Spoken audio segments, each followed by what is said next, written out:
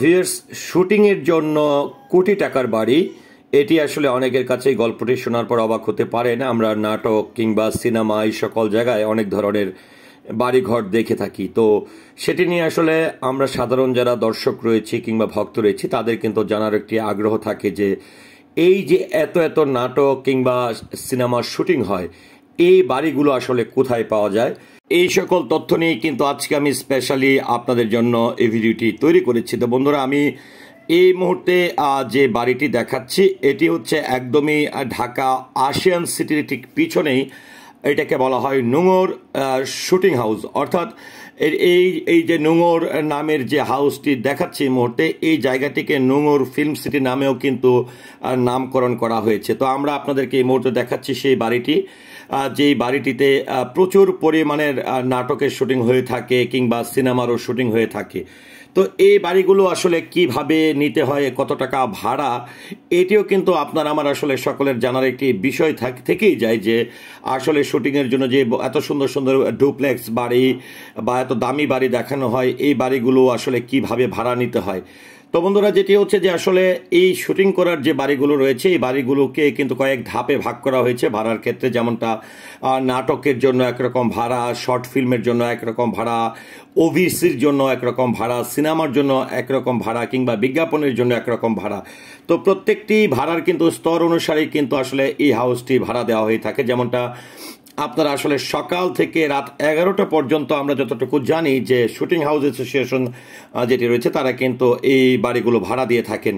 তো আর এই শুটিংয়ের বাড়িগুলোকে কেন্দ্র করে কিন্তু উত্তরাতেও কিন্তু বেশ কিছু শুটিং হাউস রয়েছে এবং যেখানেও কিন্তু শত শত হাজার হাজার সিনেমার নাটক এবং বিজ্ঞাপনের শুটিং হয়ে থাকে। তো আমরা আপনাদেরকে এই মুহূর্তে যে নোঙর ফিল্ম সিটি যেটি রয়েছে একদমই বেসরকারি একটি শুটিং স্পট কিংবা শুটিং হাউস, সেটির চিত্র দেখানোর চেষ্টা করছে। এবং এই বাড়িগুলোর আসলে যে বিষয়গুলো থাকে, এই শুটিং বাড়িগুলোতে কিন্তু রেডিমেডে কিন্তু সকল ধরনের ফার্নিচার কিন্তু তারা প্রস্তুত করে রাখেন। তারা আসলে আমরা পরিপূর্ণ একটি নাটক কিংবা সিনেমা দেখি, তাদের মনে প্রশ্ন জাগে যে আসলে এই যে বাড়িগুলোতে আমরা শুটিং করে থাকি বা শুটিং হয়ে থাকে, এই বাড়ির এত এত ফার্নিচার কোথায় পাওয়া যায় বা ফার্নিচার কি প্রত্যেকটি শুটিংয়ের জন্য কি আলাদা করে এনে সেখানে স্থাপন করতে হয় কিনা। না, আসলে প্রত্যেকটি শুটিং হাউসই এমনভাবে তৈরি করা হয়েছে এবং গড়ে তোলা হয়েছে যে শুটিং হাউসগুলোতেই কিন্তু আসলে আপনি ড্রয়িং রুমের জন্য যা যা আসবাবপত্র দরকার, বেডরুমের জন্য যা যা আসবাবপত্র দরকার, মানে সকল কিছুই আসলে এই শুটিং হাউসের ইনক্লুড তারা কিন্তু ভাড়া দিয়ে থাকেন।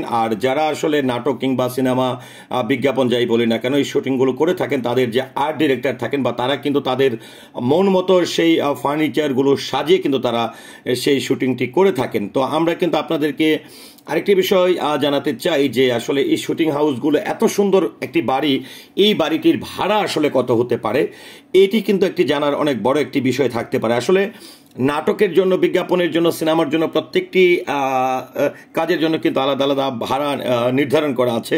তবে আপনাদেরকে যদি বলতে চাই যে সর্বনিম্ন ভাড়া 12 থেকে 13,000 এবং সর্বোচ্চ 20 থেকে 25,000 টাকা করে পার ডে, অর্থাৎ একদিনের জন্য এই হাউসগুলো ভাড়া দেওয়া হয়ে থাকে।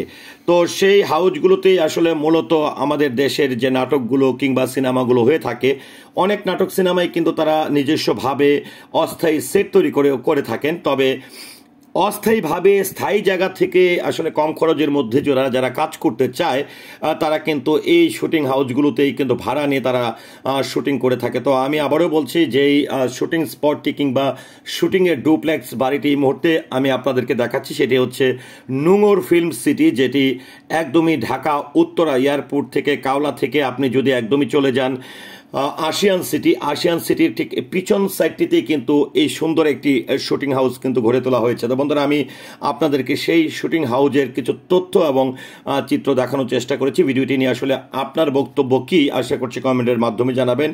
সেই সাথে আমাদের ভিডিওটি যদি আপনার সত্যিই ভালো লেগে থাকে অবশ্যই আপনার জানার এবং দেখার পাশাপাশি অন্যকে দেখাতে এবং জানাতে অবশ্যই ভিডিওটি শেয়ার করবেন। ধন্যবাদ সবাইকে।